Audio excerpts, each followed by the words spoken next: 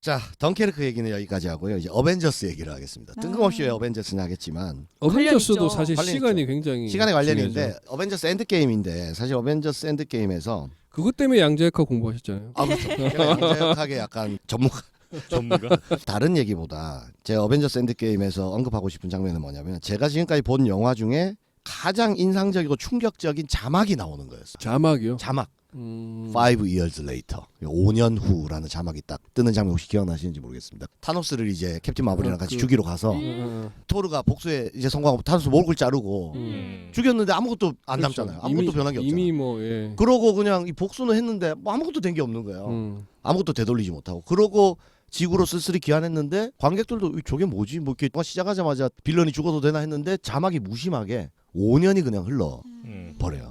나는 그 장면이 가장 좀 약간 신선한 충격에 왜냐면 많은 유튜버들이 줄거리 예상할 때 그렇게 아무도 예상 못했고 그 뭐랄까 부재와 공백과 공허의 상태로 5년이 흘러가 버린 거잖아요. 그래서 그 자막이 굉장히 좀 묵직하게 다가오더라고요. 근데 그게 영화 밖에서의 경험과도 같이 가는 거야. 그 영화 자체가 개봉할 때 막 마블 팬들 같은 경우는 뭐 엄청 기다리기도 했고 뭐 영화가 어떤 영화가 될까 막 서로 얘기도 했는데 5년 후라는 자막이 뜨는 순간 다들 허탈해진 거야. 이거 한 번도 생각해보지 못한 원래 이게 전개인데 어떻게 처리할까 막 얘기 많았는데 진짜 이렇게 된다고? 막 이러면서 근데 그 5년 후라는 자막이 나올 때 5년을 그냥 건너뛴 거잖아요. 영화가 편집상.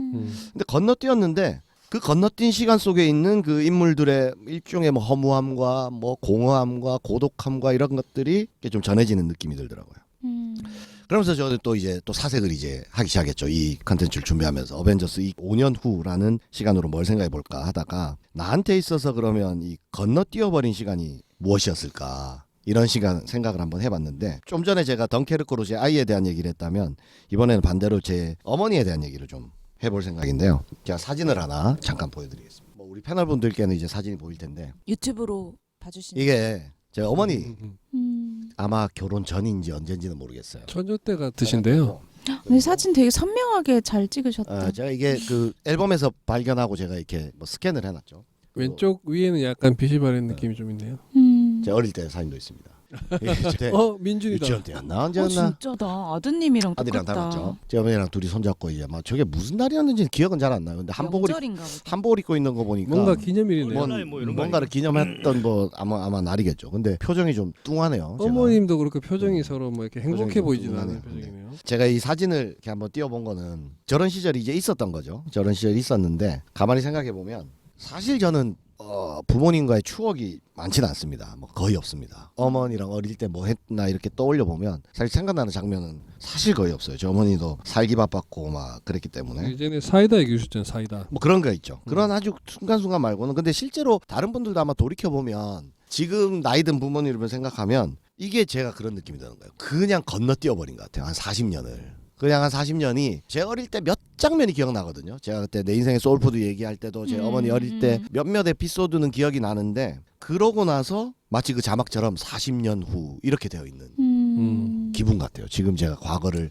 회상해 보면 그냥 자막으로 40년 후 처리해 놓고 그냥 지금이 된 것 같아. 더군다나 저는 이제 고향이 부산이고 부모님이 부산에 계시니까 1년에 뭐 한두 번 뭐 보는 거잖아요. 그러면 이제 가끔 뵈면 뭐 허리는 더 굽어져 있고 이제 더 늙어 있으시겠죠. 그러면은 이렇게 만나는 거예요. 한 번 만나고 나면 1년 후, 한 번 만나고 나면 맞아요. 6개월 후 이렇게 자막 처리된 걸로 사실은 만나는 거죠. 부모님 세대란 게 우리한테는 그런 것 같기도 해요. 부모님에게 우리는 그저 10년 후, 20년 후 이렇게 그냥 자막 처리할 정도로 기억되는 그런 파편적인 시간과 모습들일 수도 있는데 이 양반들도 태어나면서부터 엄마 아빠로 존재한 게 아니잖아요.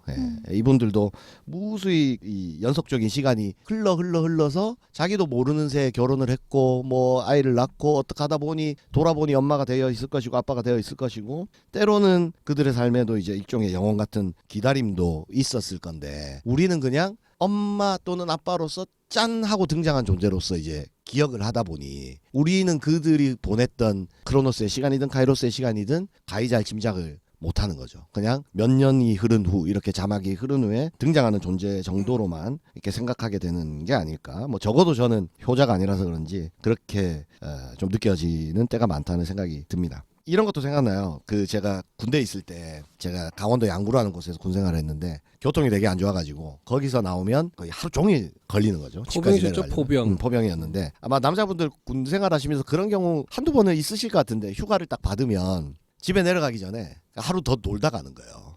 그래서 저도 그랬거든요. 그래서 가기 전, 네, 복귀 아니 전 제 친구들은 이제 서울에 주로 있고 하니까 그냥 저도 뭐 하루 만에 내려가기도 빡세고 하니까 놀고 싶기도 하고 그러니까 휴가 그 짧은 4박 5일을 한 2, 3일을 놀고 집에는 잠깐 들려서 인사하고 하루 정도 쉬었다가 복귀하기 전날쯤에 올라와서 서울에서 하루 더 놀고 막 이렇게 간다 이 말이죠. 그럼 저희 어머니는 아마 제 휴가 나오는 날을 손꼽아 기다렸을 텐데 만약에 제가 휴가 나오는 날 만약에 뭐 1월 10일이라고 칩시다. 그럼 1월 10일 날 얘가 와야 되잖아. 근데 안 오는 거죠. 아니 11일이라고 말씀드렸어야죠. 안 오는 거죠. 그리고 어딘가에서 막 신나게 막 친구들하고 술 퍼마시고 놀고 있었겠죠. 그랬을 때 이 사람이 저를 기다렸던 거를 지금 돌아보면 이제 좀 우리가 또 짐작할 수가 있잖아요. 아마 이런 종류의 시간들이 꽤 아마 뭐 많았을 거예요. 근데 참 네. 이걸 뭐 성별로 나누는 거는 어. 아니지만 네. 아드님들은 결혼하고 자녀를 가질 때부터 그거를 느끼는 것 같아. 부모가 본인이 되어봤을 때 아 부모님이 나를 이렇게 기다렸겠구나. 그런 거를 주변 얘기 들으면 되게 늦게 깨달으신다고 하시더라고요. 교수님 좀 일찍 깨달았습니다. 근데 딸 같은 경우는 약간 엄마에 대한 이입이 좀 일찍 일어나요. 그러니까. 그 평소에 소통도 많이 하시는 네, 것 같아요. 결혼 전부터 엄마에게 이입되어 있기 때문에. 남자들이 서투른 거죠. 그러니까 그만큼 공감에 서투른 거일 수도 있고 그죠. 예. 저희 와이프도 전 너무 놀랬던 게 결혼하고 나는데 거의 매일 어머니랑 통화를 하더라고 매일.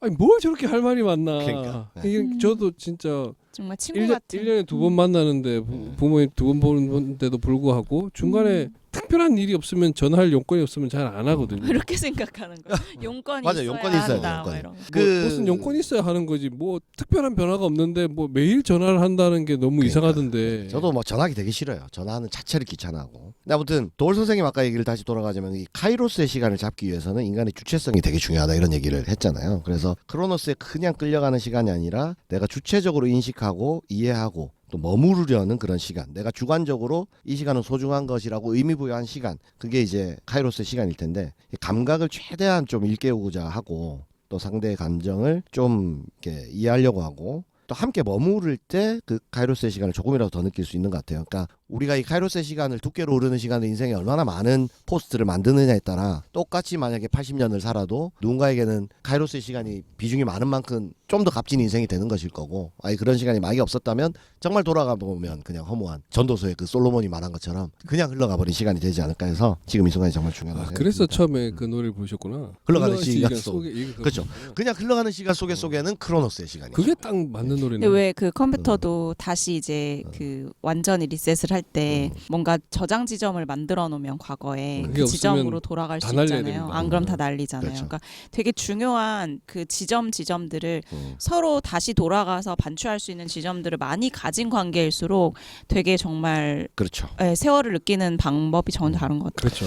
끝으로 이제 우리 홍원기 군이라는 친구에 대한 얘기를 좀 원기군. 하려고 합니다. 네. 우리 원기 군은 저희 애랑 같은 중학교를 다니는 바람에 지금으로부터 한 5년 전 6년 전쯤에 이제 만나게 된 친구인데 지금 이 친구가 완전 인싸죠. 엄청 유명해져가지고 유튜브에 많이 나오죠. 유튜브에 그 요니아치에라는 채널을 운영하고 있는데 구독자가 15만. 좀 부럽습니다. 그래서 이 친구가 이제 잘 나가는데 얘가 이제 프로제리아라는 아주 희귀한 질병을 앓고 있죠. 그 프로제리아라는 질병은 쉽게 말해서 이제 소아 조로증이라고 해서 조울증. 늙는 병이죠. 노화인데 그 노화가 일반인보다 6배, 7배 급격하게 오는 거죠. 급격한 그러니까 선천적으로 노화가 일어나는 병이죠. 그러면 뭐 6, 7배 빨리 노화가 일어나면 우리가 이 프로제리아 질병에 걸린 아이들의 어떤 평균 수명을 예상해 볼 수가 있죠. 이 친구를 뭐 우연찮게 이제 알게 되어서 뭐 나름 이제 이 아이 아빠랑도 뭐 좀 친하게 돼서 뭐 우리끼리 나름 뭐 프로제리아 재단이라고 막 설립도 하고 후원회도 조직하고 막 이런저런 활동들을 하면서 이제 지금까지 지내오고 있습니다. 몇 년 전에 이 아이 아빠가 이제 아이랑 같이 유튜브를 하겠다라고 저희 카네기 코스에서 공약을 했었어요, 저랑. 근데 이제 지금은 그래서 그 채널도 아주 유명해졌고 다행히도 이 원기는 아직까지는 조금 체력적으로 지금 이제 힘들어는 하지만 건강하게 지내고 있습니다. 원기의 성인식을 해줄 수 있으면 얼마나 좋을까 이런 생각을 사실 합니다. 그게 쉽지 않은 거죠.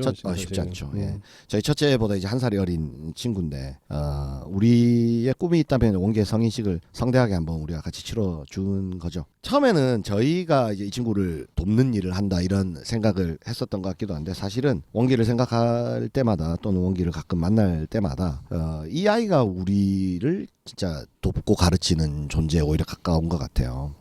굉장히 희귀병이라서 우리나라에는 원기 단 한 명만 있는 걸로 알고 있고 프로제를 앓고 있는 친구들도 전 세계에 한 100명 정도밖에 안 되는 정말 희귀병이거든요. 이 아이의 시간들은 쉽게 말해서 7배가 빨리 흐르는 거라고 7배속으로 흘러가는. 우리는 볼 수 있죠. 그러니까 우리가 아이씨 오늘 하루 뭐 어떻게 뭐 하면서 갔는지 모르겠어 이러는데 얘는 그 하루가 일주일이 그렇죠. 되는 거니까 그렇게 노화가 빨리빨리 일어나 버리는 거니까. 근데 이 아이 자체가 그냥 그런 메시지를 저한테 이제 준다는 생각이 듭니다. 이런 질문을 던지는 것 같아요. 너는 오늘 하루에 충실했냐? 그게 충실했냐는 게 단순히 뭐 열심히 살고 이런 게 아니라 충분히 공감하고 충분히 배려하고 충분히 또 사랑하고 충분히 머무르려고 했냐 이렇게 질문하는 것 같아요. 근데 늘 그렇게 자극을 받아도 돌아서면 또 우리는 자기중심적으로 또 살기 때문에 시간을 흘려버리게 됩니다. 이제 연말이라서 이제 이런 내용을 한번 제가 준비를 한번 해봤고 오랜만에 퇴근길 1분 명상하면서 뭐 일종의 오디오 에세이처럼 제가 주저리 한번 그 영화 얘기도 떠올려보고 시간 얘기도 떠올려보면서 이제 얘기를 했습니다. 연말에 왜 한 해를 마무리하면서 우리 감사한 사람이 생각날 때도 있고 고마움을 표현해야 될 사람 생각도 하는데 화해할 사람도 있지 않겠어요? 우리가 살다 보면은 1분 명상 겸 제가 그냥 한번 적어놓은 글귀는 나에게는 찰나였던 시간이 너에게는 영원이었음을 자각하는 순간 우리에게 화해가 일어날 수 있지 않을까 이런 글을 한번 제가 적어봤습니다. 그 제가 오늘 샤워하면서 문득 이런 생각이 들어서 1분 동안 한번 숨을 한번 딱 참아봤어요. 근데 제가 요즘에 체력이 떨어져서 그런지 1분 숨 참는 것도 진짜 힘들더라고요. 1분 어렵죠. 술을 좀 줄이셔요. 이거. 아니 감동 파괴. 그러니까 이제 숨을 딱 참고 있으면서 만약에 이 숨을 못 쉬는 어떤 사람, 압살을 당했던 사람들도 있고 하지만 그 시간이 되게 영원이잖아요. 지옥 같은 긴 시간이잖아요. 근데 그 숨을 딱 이렇게 참으면서 이런 세상에 뭔가 고통을 느꼈던 사람들의 시간이 어땠을까를 그냥 이렇게 상상하면서 숨을 한 31분 한번 참아봤는데 되게 고통스럽더라고요. 숨 참기가 힘들더라고요. 잠시만이라도 좀 이 연말에 한번 좀 이렇게 서로에게 온전히 귀를 한번 기울여보고 일말의 그런 공감이라도 해보려고 서로 노력하면 의미가 있지 않을까 하는 생각을 해봅니다. 제가 생각하는 공감은 어긋나버린 상대의 시간으로 한번 들어가 보려는 그 시간에 머물러 보려는 노력이기도 한 것 같습니다. 내년에는 제가 좀 더 사람들에게 공감하는 그런 삶을 살면 좋겠다 한번 다짐도 해보면서 연말에 우리 따뜻한 화해의 시간도 가지고 하면 좋겠다 싶어서 마지막 방송을 제가 이렇게 한번 준비를 해봤습니다. 너무 좋네요.